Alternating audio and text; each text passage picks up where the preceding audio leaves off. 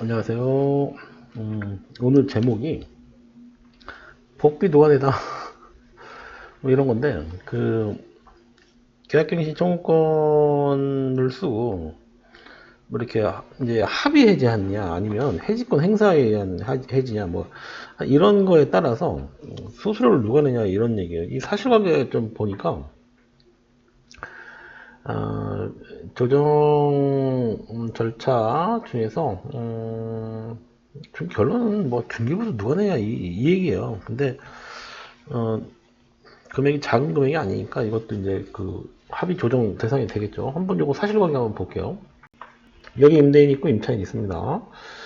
여기 이제 그림을 좀 보면서 얘기를 좀 드릴게요. 임차인이 2019년도에 임대인과 이사건 주택에 대해서 임대차 기간을 2019년부터 21년 2년 하죠. 24개월 임대차 계약을 체결했대요. 자, 그리고 임차인하고 임대인은 2021년도에 임차인의 계약갱신 청구권에 의하여 계약갱신 청구권이라는 게 있죠. 계약갱신 요구하는 게 이제 계약갱신 청구권이에요. 이 사건 임대차 계약을 갱신하되 2021년도 땡땡부터 2023년도 땡땡으로 하기로 이 결국 2년 한 거예요. 그러니까 24개월로 다시 했네요. 이렇게만 보면 부동산 가서 계약을 했는지 양 당사자 간에 계약을 했는지는 잘 모르겠어요. 그런데 계약을 했대요. 까지로 정했다. 자, 이후 임차인은 이 사건에 자, 그러면 먼저 중요한 거 구두로 계약을 하던 뭐 문자를 남기던 아니면 부동산 가서 연장 계약에 의한 계약서를 쓰던 24개월 계약이면은 기본적으로 부동산 가서 연장 계약을 쓰지 않았을까요? 왜냐하면 보증서 문제가 있기 때문에 연장 계약서를 썼을 가능성이 좀 있어 보여요, 제가 보기엔. 근데 이 사건 갱신된 임대차 계약의 임대차 기간 중인 1년 만에 임차인은 갱신된 임대차 계약 기간 중간 2022년도에 임대인한테 2020년도 언제 이사를 하겠다는 취지의 계약 해지 통지를 했답니다. 메시지를 보낸 거예요, 이거는. 계약 해지 통지를 했고 그 무렵 임대인한테 그 내용이 도달됐겠죠? 그리고 임대인도 이에 대해서 동의를 표시했습니다. 같은 날 임차인에게 이 사건 주택에 대한 임대인과 신규 임차인 간에 새로운 임차인을 얘기하는 거예요. 새로운 임차인 간의 임대차 계약에 따른 중개보수를 임차인 당신이 내라 라고 하는 걸 통지했대요. 임차인은 이에 대해 현 보증금에 대해서만 지불하면 되냐 이렇게 이제 질의를 했겠죠. 예를 들어서 자기가 1억에 살고 있는데 전세 1억에 살고 있는데 1억에 대한 보수만 지급하면 되는 거냐, 아니면 이제 새로운 임차인이 뭐 1억 5천이다 그러면 1억 5천에 대한 중개보수 자기가 내야 되냐 이렇게 질문을 했겠죠. 그래서 현 보증금에 대해서만 지불하면 되냐고 질의를 했다 이렇게 지금 하고 있어요. 지금 제가 불러드리는 건 사실관계를 얘기하는 거예요. 지금 여기 임대인과 임차인 간에 있는 얘기를 지금 하고 있는 거죠. 자, 이후 임대인은 2022년도 이 사건 주택의 조정의 제3자와 새로운 임대차 계약을 체결했고 체결했네요. 임대차 계약을. 임차인은 임대인한테 이 주택을 인도하기로 했다고 합니다. 임대인은 임차인한테 사전에 합의된 것처럼 중개보수를 부담할 것을 통지했대요. 이에 임차인은 임대인과 새로운 임차인 간의 임대차 계약에 따른 중개보수 부담 주체에 대한 확인을 구하고자 조정을 신청했다고 합니다. 이거 내가 내야 됩니까? 이렇게 주장을 한 거죠. 자, 실제로 이제 이런 내용에 대해서 이런 내용에 대한 문의가 굉장히 많겠죠? 당연히 많죠. 이건 진짜 많아요. 이런 것들은. 조정을 엄청 해드리고 있습니다. 자, 이게 무슨 얘기냐. 임차인의 의견을 먼저 한번 들어볼게요. 임차인은 중개보수, 그러니까 이게 뭐냐면, 공인중개사법에 중개보수 부담 주체에 관련된 아무런 규정이 없으므로 이 사건 갱신된 임대차 계약의 임대차 기간 중 해지 통보 3개월 경과든 아니든 상관없이 임대인이 중개보수를 지급해야 된다. 맞나요? 자, 임차인의 중개보수 부담 여부에 관한 의사표시는 법률의 부지를 이유로 자기가 몰랐다 이거를 그랬으니까 내가 내겠다 이렇게 얘기를 했겠죠. 이걸 법률의 부지라고 얘기하는 건데 법률의 부지를 이유로 한 것이므로 임차인과 임대인 사이에 중개보수에 대한 합의가 성립되었다고 볼 수는 없다라고 임차인이 주장한 거예요. 자, 이거에 따라서 임대인의 또 주장이 있었겠죠.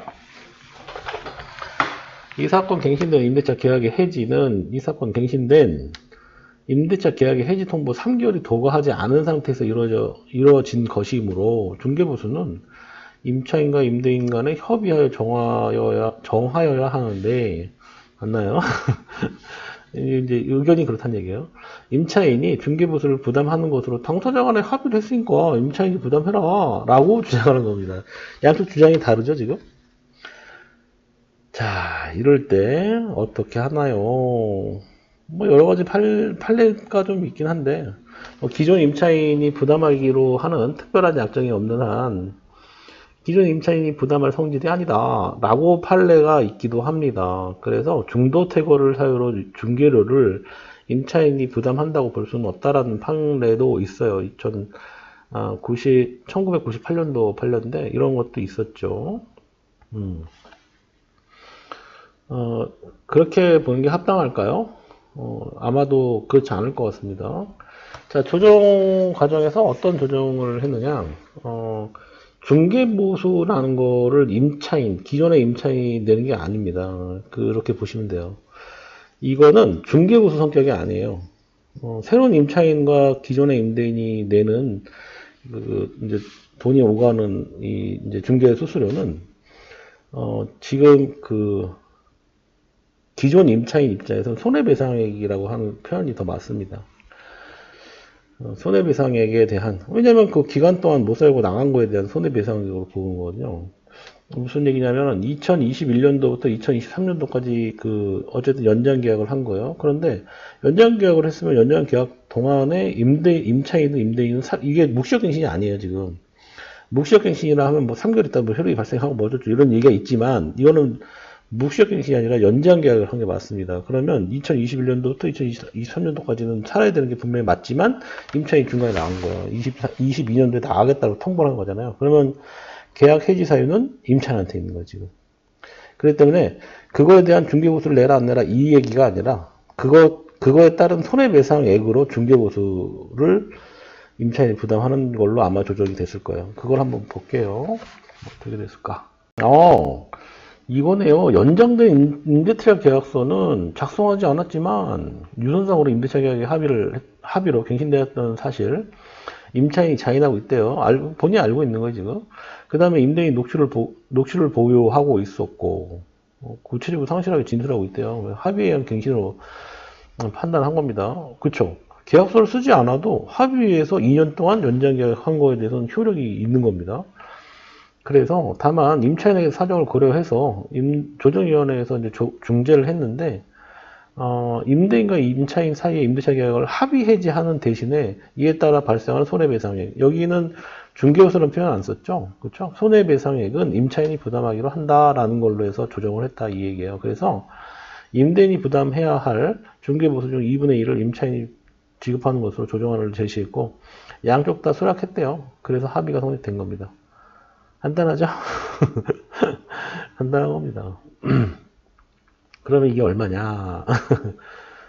중개보수가 148만 5천 원이었네요. 그래서 기존 임차인이 74만 2천 원 내는 걸로 합의를 했네요. 네. 그렇죠. 이렇게 하면 사실 깔끔하죠. 네. 그러니까 이제 보통의 우리 이제 실무에서는 이런 경우는 거의 148만 원을 임차인이 보수를 내는 경우가 많아요. 대부분. 왜냐면 이건 합의 해제를 하면서 손해배상액이라는 표현이 맞거든요. 근데 실무는 그렇게 안 하고 내가 내야 될 돈을 임차인 내라 이런 뜻이거든요. 왜냐면 계약 기간 동안에 계약 기간을 다 안 채우고 미리 나가는 거니까 그 돈을 내가 또 내야 되나? 라는 얘기를 할 수 있죠. 그렇죠? 임대인 입장에서는.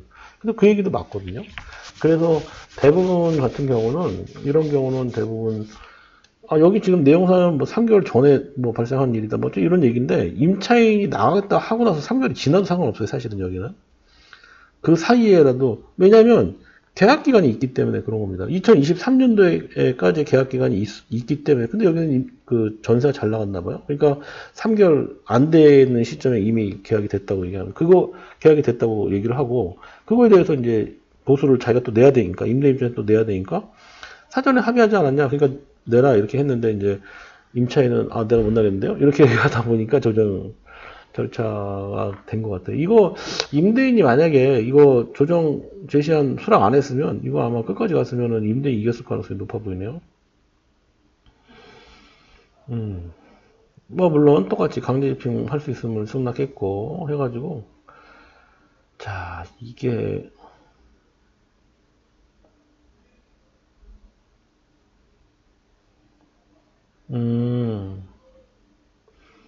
네, 어쨌든 결과는 그거네요. 그러니까 이제 임대차 종료일이 얼마 안 남았던 것 같네요. 지금 보니까 2022년도 불과 뭐 한 달 남겨놓고 어쩌고 이런 거 하는 거 보니까 근데 요거는 조금 안 맞는 얘기 같아요. 이게 무슨 얘기냐면 이 사건 갱신된 임대차 계약의 임차인은 신청이 언제든지 해지할 수 있는 계약이고 해지 통보 3개월이 경과하면 임대차 종료가 종료되며 임대인이 중개보수를 부담해야 하는데 해지권 행사에 따른 종료일이 뭐 불과 한 달밖에 안 남았고 이렇게 나오는데 이거는 맞지 않습니다. 무슨 얘기냐면 지금 이 해당하는 얘기는 그 묵시적갱신에 의한 계약이 연장이 된 상태에서는 이 얘기가 맞아요. 근데 지금 이 내용은 그러니까 합의 연장이거든요. 합의 계약 연장이기 때문에 이 얘기는 맞지 않는 것 같습니다. 예. 해지 통보 3개월 경과하면 임대차가 종료되지 않는다는 얘기예요. 쉽게 얘기해서 연장 계약을 해도 연장 계약을 하면 해지 통보 3개월 경과하면 임대차 종료되며 이렇게 써 있는데 그게 아니라는 얘기죠. 그러니까 실제로는 새로운 임차인이 구해질 때까지는 계약이 연장된 거니까 새로운 임차인이 구해질 때까지는 그 임차인이 있어야 되는 게 맞습니다. 저 실제로 그런 거 봤어요. 1100인데 이분이 1년 계약을 했어요. 1년 계약을 했어요. 근데 계약하고 나서 3개월 만에 3개월 만에 어떻게 했을까요? 3개월 만에 저 발령 나서 이 지방으로 내려가야 될 것 같아요. 매달 100만 원씩 계속 내야 되나요? 저희 이제 3개월 만에 갔단 말이에요. 근데 이 사람 100만 원씩 내야 됩니다. 내야 되는 거예요. 그러니까 새로운 임차인이 빨리 맞출 때까지 계속 내야 되는 거예요. 그렇게 이제 까다롭다는 거죠. 그러면 이 케이스하고 똑같이 예를 들어서 지금 이 사람이 1년을 살았어요. 그래서 또 다시 지금 뭐 계약서는 쓰지 않았지만 어쨌든 뭐 구두를 남기고 기록들을 남긴 다음에 계약 합의 연장을 했다고 가정할게요. 이런 경우에 저 나갈게요. 3개월 있다가 효력 발생이 아니란 얘기예요. 무슨 얘기냐면 합의 해지에서 만약에 계약이 연장됐다 그러면 12개월 다 살아야 되는 거. 근데 3개월 만에 나간다 그러면 다음 임차인이 맞출 때까지 계속 있어야 된다는 얘기. 계속 돈을 내야 된다는 얘기인 거예요. 임차인이. 그런 부분들을 조심해야 됩니다. 그래서 자, 그래서 요렇게 내가 오늘은 여기까지 하면 될 것 같아요. 자, 어쨌든 결론은 임대인이 내야 될 중개보수 복비를 반만 냈다. 이걸로 결론이 났네요. 감사하고요. 좋아요, 댓글, 구독과 좋아요 눌러주세요. 고맙습니다. 네.